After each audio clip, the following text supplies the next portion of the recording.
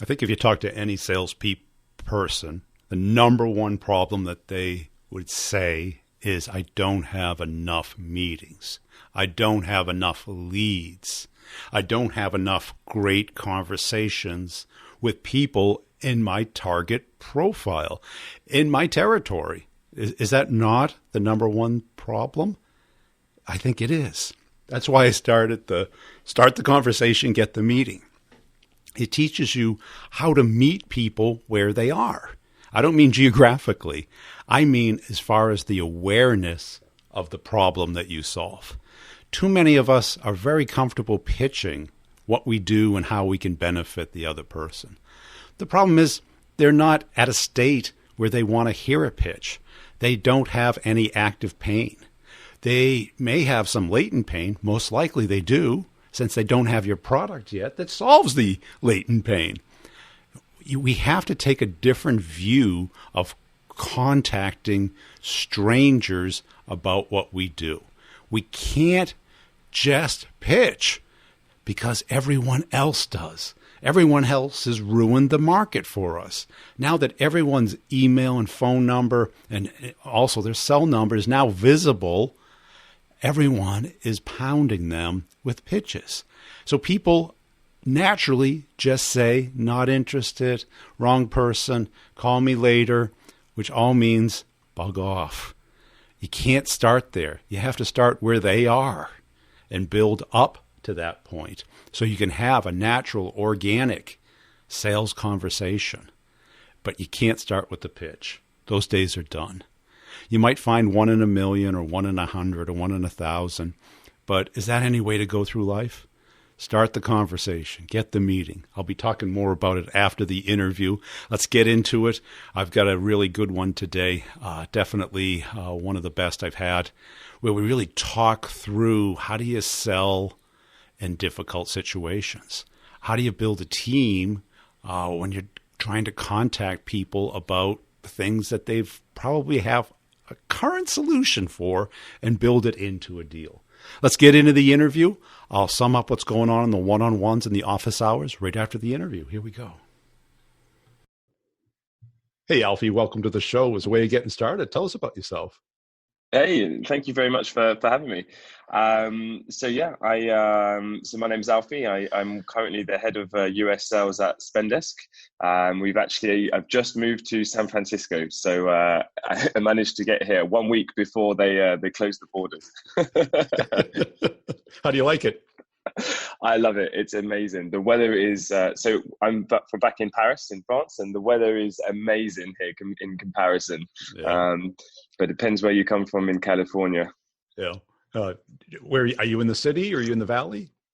Yeah. So I'm right in the middle of the city at the moment in a short-term rental and trying to find where to move. So it looks a little bit like Paris in the morning until about 11, right? Exactly. Hey, how'd you get into sales? So I think I've probably always been into sales to some degree since I was quite young. My first ever job was in a music shop at the end of my road, and I sold musical instruments as a Saturday boy when I was about 13 years old. And at that point, I just absolutely loved it. So most of my jobs have kind of been in some shape or form around that. I've done door-to-door knocking before, lots of other kind of sales in other shops and so on. And then when I went to university, I studied accounting and finance. So I always kind of thought I wanted to go into banking and trading and investment banking. And I ended up going to Bloomberg after I graduated from university and to kind of down that route.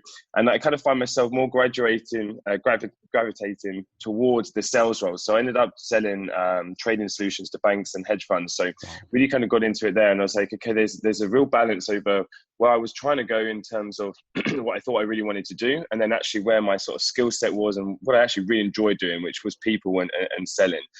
So I went down that route, and then I decided to move over into the startup world, and that's why I'm in Spendesk. Yeah. Now, what's it like going from a big brand to a startup?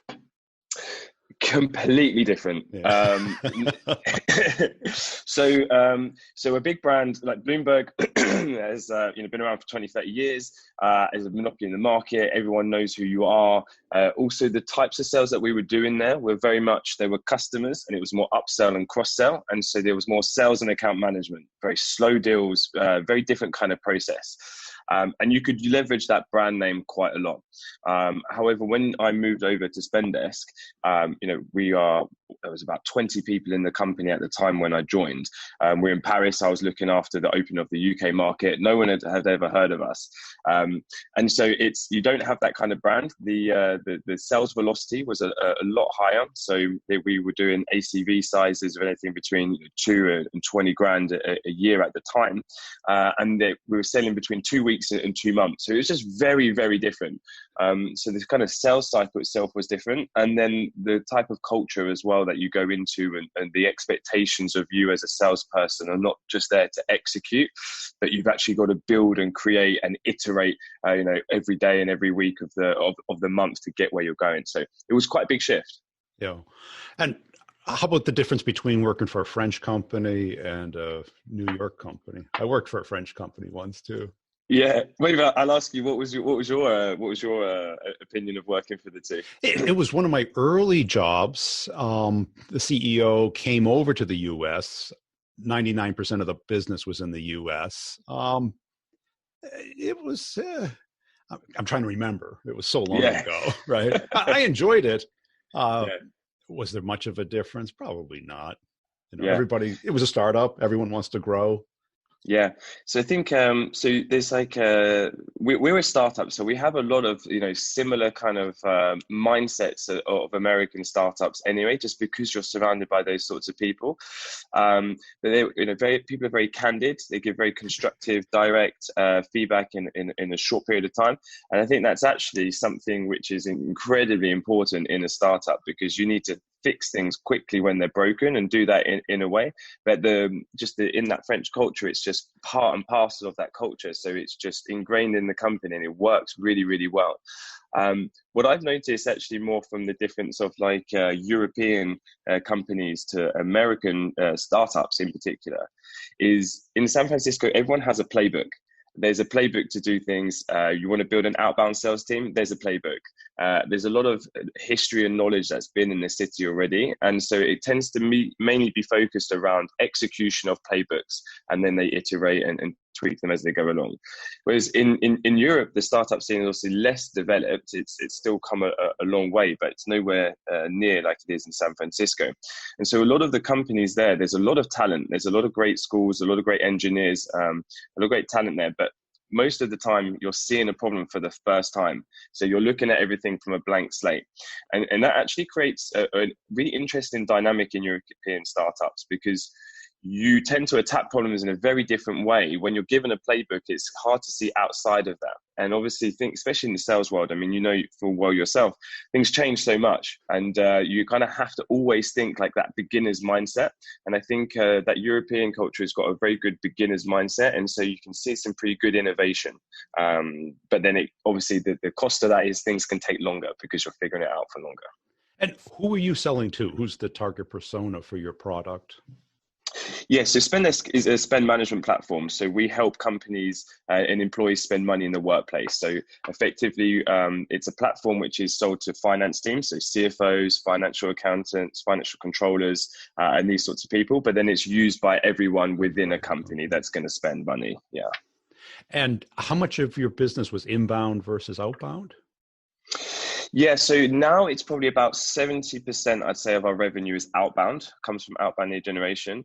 And we're present in 4 markets at the moment, London, Berlin, Paris, and San Francisco, in terms of our cities where we have offices. So whenever we start a new market, we tend to be 100% outbound.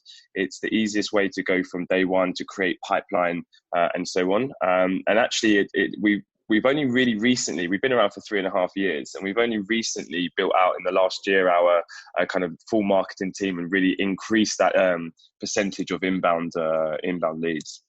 And so when you're doing outbound, you go straight to the CFO, or? Yeah. So what we try and do is aim for the top and then go down. And so what we find is that even if the CFO doesn't necessarily tend to be the economic buyer all the time, it tends to be the financial controllers for us, but they're always going to be in the decision-making process. So we've had a lot of success when we go to the CFOs and they will recommend down to the other people in their team. That always has good success. And it also means that they're in the loop of the sales cycle right from the beginning, even if they're not going to be involved in the crux of getting the ROI and proving that internally. But we do have a big focus on what we call in Spendesk triangulation. So we try not to over-target one buyer persona, and we try to focus on multiple. And the thing, and I'm sure that many other companies will have a similar dynamic to Spendesk, we add value to many people within the company. So there's a CFO who will get strategic overview of their spend and be able to control things, put processes in place. The financial controller is much more focused on the control, putting processes in the day-to-day. Then you have an accountant who cares about reconciliation and numbers on the other end. So there's lots of different buyer personas, and we try and really adapt our messaging to prove that value to the different buyer personas at each time. And is a particular company size or vertical that seems to be most interested? Yeah, so I think when we first started out, we realized quite quickly that our ideal customer profile was typically between 50 and 500 employees, someone that would actually have a finance team or at least one person within their finance team. And for example, if they have multiple entities around in different countries, and typically that they're growing fast. So why is that an ICP for us? Well, typically, if you're growing fast, you're going to have and you're a new company, you're going to have the pain for a first time. You probably haven't got anything else in place. You're growing faster, that pain's going to get even worse. And multiple entities in managing spend with like credit cards and around the world is very, very difficult. So these were things that we kind of identified as like a perfect ICP for us. And then again, going into those markets like France, where we've been around for 3.5 years, we go into lots of other different segments because we've kind of saturated that first ICP market, and now we go into other segments and keep iterating with that beginner's mindset as to, okay, where else can we really add value? Yeah. Because do you ever run into replacing an existing solution? Yeah, much more now. Yeah, in the beginning, no, and definitely in San Francisco, for example, yes, because there's more. A lot of the innovation starts here, and also we started 3.5 years ago. So there's a lot of companies here that are in the spend management space. So yes, we do, and more so in Europe. So we're a Series B company, and it's around about now that in the Series B stage that all of the other companies that are saying, okay, what's working? Let's raise some funds and go in that direction. So we've kind of been in the game for a while, and you see a lot more players in the market, which is great. So yes, definitely. Cool. And what's the hardest part of your job? Oh, hardest part of the job.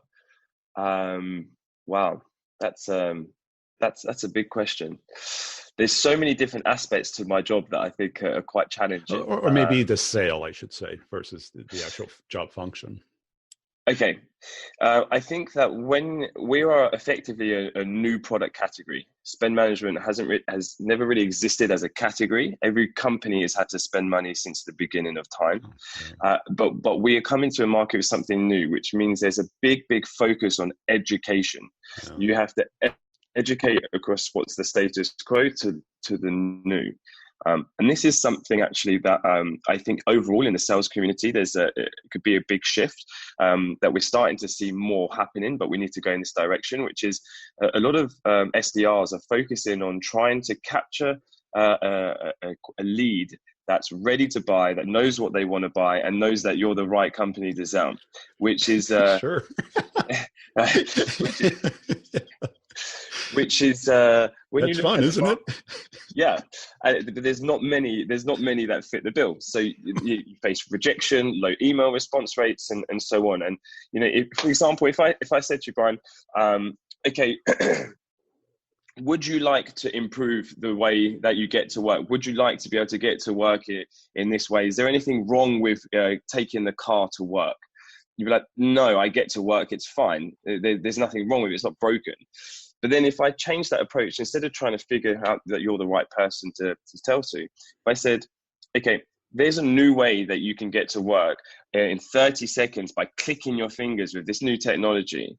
Is that something you'd be interested in learning more about? Yeah.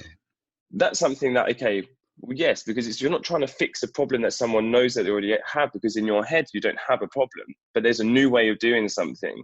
And that's what I think SDRs could really capture more, and they'll have more conversations, because that market that you can then educate becomes much, much bigger. And then what you'll find is, yes, maybe your conversion rate of those conversations to close deals will go down, but net, you'll have a lot more conversations and you'll educate that. And that's something that's super important with a new product category. But I think it's actually extremely relevant with things that have been around for a while in general. Right. Because you're going after what I call latent pain, meaning that they have it, but it hasn't reached a name yet.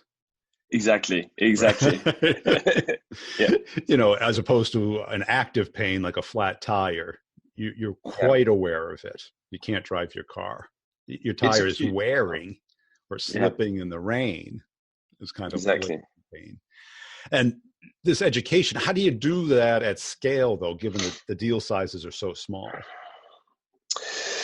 Yeah, I don't actually think it's too difficult, to be honest. It's I mean, all the same kind of channels are going to be the same thing. You're still doing cold calls, you're still sending cold emails, and so on. It's just the approach is very different. You're not going in there saying, hey, would you like to get a new spend management process? Can I have 15 minutes of your time? Yeah. No, it's more a case of, hey, I noticed X, Y, Z. I noticed you just opened up a new office in New York, and you've also got an office in Paris. Your team seems to have grown by X amount of percent in the last couple of years. Are you aware that most companies that use traditional credit cards actually encounter lots of pains and have a month-end close of 8 days? The reason for this is because they weren't designed for business spending. Means that the accountants have to auto-categorize and do these things, which actually are manual. Would you like to know a better way of doing that? And that's the difference. You've just got to, it's the same channel. You still send an email, but you're not trying to focus on someone who knows what they need to fix. You're focusing on educating them on a newer way of doing things. You got to get them from aware to curious. Exactly. Yeah. And that's the thing. I think having that awareness as an outbound SDR is, where are these people in the pipe? And you kind of know that the company is going to be qualified. This is the beauty of outbound. You know that a company is relatively qualified because you've segmented them. So that should not be too much of a problem. It's more about the awareness and the acuteness of the pain, and what do they actually have in their system already. And so you have less variables that you really need to play with. And what makes them that qualification? We got the size. Is it that they're in a growth mode, or a particular industry? So I think that so just to refine your question, what is it that you would like to know? Well, we talked about company size. You know, big enough to have a requirement, but not too big to already have a solution. Right. What are kind of the signals that they're more qualified than others? Are they high-tech companies? Are they growing fast? Yeah, so I definitely think that the more acute that you can figure out the pain is going to be, if they're fast growing. I mean, we do definitely sell into companies that already have solutions in place. The issue is that most of the solutions are focusing on a particular pain point within the life cycle of a payment in the workplace. And so they tend to be plasters on wounds rather than actually solving the real problem. But in terms of what would make a company qualified is something that's like I mentioned before, if they are a fast growing company, if they have multiple offices, ultimately any company that needs to put a layer of control and reduce the amount of time in terms of admin wise and increase the visibility around spend is going to be qualified and get value out of using the product. Yeah. And does the deal typically get stuck at any particular stage? Like right after the proposal, right after the demo? I think probably the most difficult one is, and I think many companies will probably experience this, is there is no such thing as a decision maker anymore. It's a decision making unit, and so from my own personal experience, is that you're starting to see, even in lower, more SMB and mid-market size deals, there's this enterprise-esque stakeholder environment where you actually need to get multiple stakeholders involved to actually sell a deal. So I think that adds an extra layer of complication for more SMB mid-market companies, because they're not in this mindset of, okay, how do I really manage these multiple stakeholders? And I think that can be something which is difficult, is actually identifying who are the people to make the decision, because most people will focus on one person and they say who's the most senior, but that's no longer the case anymore. It doesn't happen like that. Right? People discover it and they think it was different before, but it's like it never was. Yeah. Because if you look at most people's deals, they all go single, what I call going steady with, one person at the account, which is the death nail, because that person doesn't know how to buy, doesn't really know how they buy internally. You're dealing with people who probably do know how to do the administrative side of it, but maybe not the political side of it. Yes. Yeah. Yes, that's very true.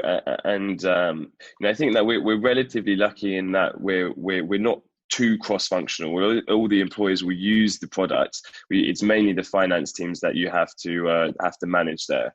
But it's really, I think the complicated thing there is making sure that you can sell the right story to the right buyer persona, and make sure that when you're speaking to the CFO, you're focused on the value that they care about, because they're rarely in the weeds. They're rarely doing the line-by-line statement reconciliation. So they don't care about how much you could save time there, because in their eyes, they hire someone to do that.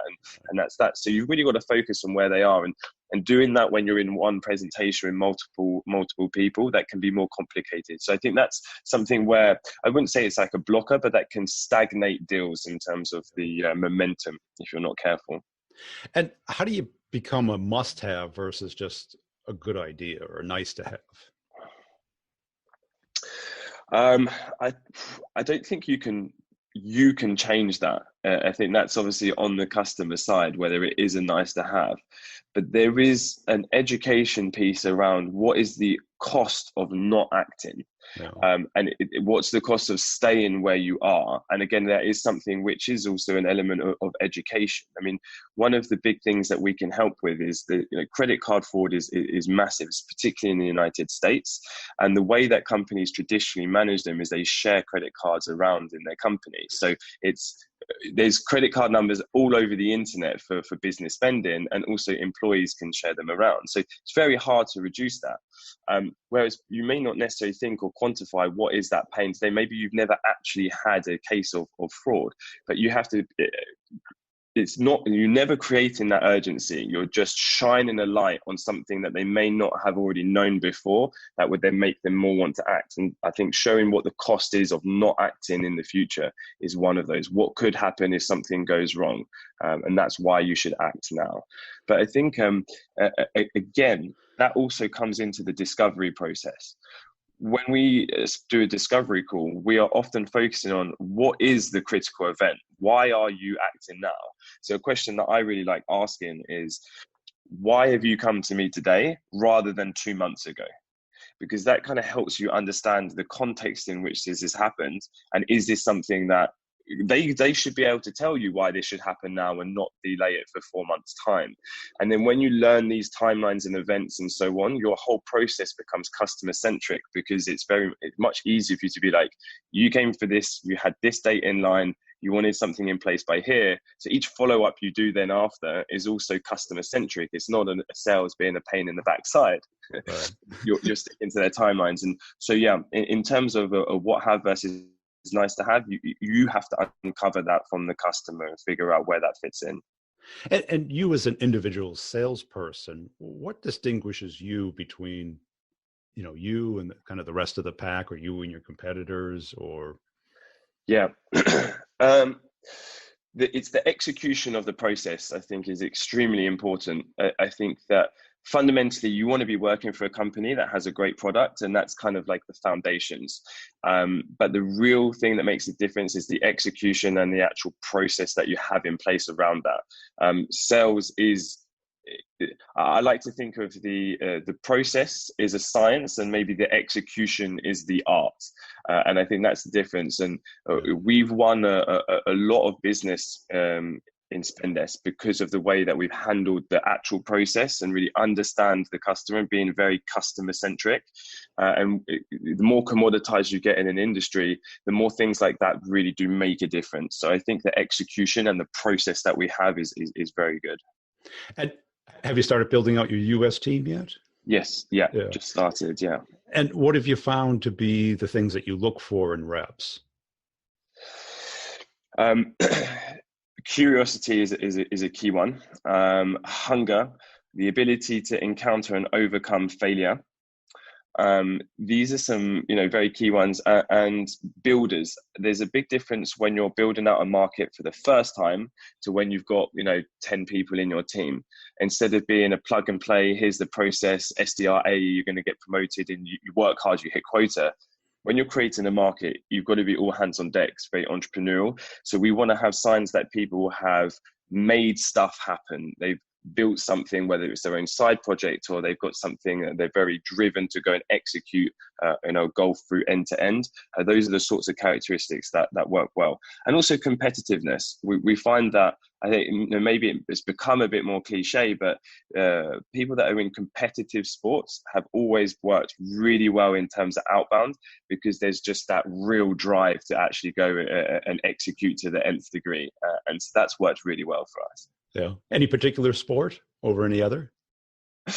We've got a mix. We've got black belt judo champions. We've got downhill mountain bikers. We've got marathon type runners. We've got a good mix. So I think the thing in common is someone wants to beat themselves. Yeah. Well, that's it. That they've used to taking coaching, feedback, habitual training versus just knowing it, not knowing it. I think that is the resilient side that really helps. It's that competitiveness and that kind of dogged resilience to bear the downtimes and the down troughs, to really enjoy that peaks and push through, because sales is always fluctuating up and down. And when you're in those downs, you just have to have that mindset to keep going and until you get out the other side. And plus, I would think, even though the sale isn't that expensive, that how you prioritize your time and your judgment of what to work on, given the universe of opportunities. Absolutely. Versus just, pounding your head against the wall, hoping to break through any minute now, right? Absolutely. Yeah. We do really believe that deprioritization is just as important as prioritization, and being focused, knowing what you're going to set out for your objectives for the day, which segments you're going after and where you should spend time. Not all deals are made equal. And we really do find that when you find the right segment, you actually spend less time and make more money on these customers, and you should double down your time. And we've seen massive increases in terms of revenue and productivity just by getting focused and deprioritizing bad things. And when you're a small team going into a new market, that makes huge differences. So you're not obsessed with the metrics, KPI driven stuff versus the prioritization, judgment, art of it? So we're not spreadsheet managers. These are things that like KPIs, I think, like input KPIs, they help track they help illuminate which levers you need to pull. But we are focused on output, and we're less concerned about how people get to that output. If we say, okay, you need to create 10 opportunities a month, and someone does that by sending 1,000 emails, fine. Or if someone does 10 cold calls and they make 10 oppos, that person's more efficient, but they've got to the output.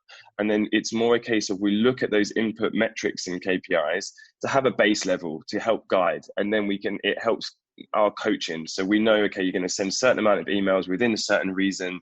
This should convert X, Y, Z. If it's not, and it's drastically away from the medium, then we can look at that and say, maybe you need to have a bit more practice on how you construct your cold emails. Is it execution versus the actual strategy that's going on? So we use those kind of KPIs more to illuminate and guide coaching, rather than just point fingers and why have you not hit your numbers? Or have your CFO, then they can check out our community called cfoconnect.us. There's lots of fun stuff there, but I'm most available on LinkedIn. I hope you like that. Let me ask you a question. How many cold meetings did you get this week? Not inbound leads, people who went to your webinar or went to your webpage or that you've talked to before, but from cold outreach, either cold email or cold calling, did you get a legitimate, interested person talking back with you? Is it less than 10? Is it less than 1? People today are spending anywhere from $500 to $5,000 to get one qualified conversation going. Not a deal, a conversation. Why? Because it's really hard today. People don't want to get pitched. What if you could 10x that, 100x that? Have a scalable model so that your calendar is just full of people to talk to. Now, it doesn't mean they're interested in buying just yet. That's our job. Our job is to take them from where they are to ready to buy. And that has never been harder than it is today.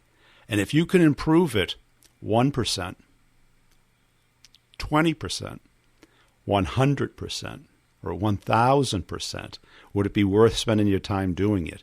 Not polishing what you're doing now, but taking a smarter way of doing it. What if you had access to somebody who's been studying this particular problem for well over 10 years and been teaching it with an enormous success rate? Frankly, the only people that aren't successful with it are the ones that just can't make the leap from pitching, or who won't do anything at all, or are selling to people that either aren't visible on the internet or through phone, where you have to physically go to them. And you know what? It can even work in that case. If you got better at this, what would it mean to your bottom line? What would it mean to your lifestyle? What would it mean to your level of happiness and satisfaction in life? What could be better than seeing your calendar full every week of people to talk to and knowing how to take them from where they are to where you want to be in a step-by-step, simple, repeatable manner? That's what Start the Conversation, Get the Meeting is all about. And it's not just a course. It's a lifestyle. You have access to office hours, an hour meetup every other Friday, where you get to hear other people talking about that problem. And I record it and put it back in the course, so you never miss it in case you're busy that Friday, in case that time doesn't work for you. I get it. What if you could have one-on-ones with me, applying the course after you take it to your particular market and situation, and come up with a formula, a system that works for you? This is not a better way to pitch. This is the way that people, mammals, want to communicate. So how do I sign up, Brian? Go to b2brevenue.com, take a look at it, and for less than the cost of a lunch per month, you can build a lifelong skill of getting conversation started with anybody. Let's say you're out of work right now. You need to talk to people. You need to talk to hiring managers. Let's say you're working right now and you want to crush your number, but nothing's coming in from marketing, or what is coming in isn't qualified. What if you could start those conversations with the people you want to have those conversations with, get feedback, see how other people are doing, and build a system? What could be more powerful? It's b2brevenue.com. Hit the training tab, start the conversation, get the meeting is the course. You can schedule a 15-minute call with me if you're still not sure if it's the right match for you. It's the right match for anybody in B2B sales where getting a meeting is hard, because nobody joins the course because it's easy. The people who are in the course have the hardest of the hard, really hard situations. Selling copiers to law firms, selling into hospitals, selling into government, state and local, business to business, huge companies, things that people view as need to have or must haves versus nice to haves. The toughest of the tough. People who get no leads. People who have to find a smarter way of cold calling because it doesn't work the way it used to. So go there, check it out. The other course solves the other half of the sales problem. How do you close complex sales? How do you keep them moving? How to prevent them from stalling? How to make them bigger and faster and more predictable? all of the things that can go wrong and how to prevent them, how to have direction, momentum, and control over your deals. Go check it out. Also, be a friend of the show. Just tell one person, your best friend, your best salesperson friend, about the show. There's 2 other podcasts that you may enjoy: Sales Questions, Brutally Honest Answers, and the B2B Revenue Leadership Show, where I talk about leadership issues, answer questions, here to help. That's my mission. Also, all this stuff is over on YouTube as well. I keep all the funny videos there. If you just want sales comedy, go to Brian Burns Sales on YouTube. Just search for it. Please don't send me a note asking me to search for it, to copy the link and then send it to you, because that's pretty much what a lot of people do. Both YouTube and the podcast have search capability now. So if you just search for the topic that you want, you'll find something there. We'll see you next time. Thanks for listening.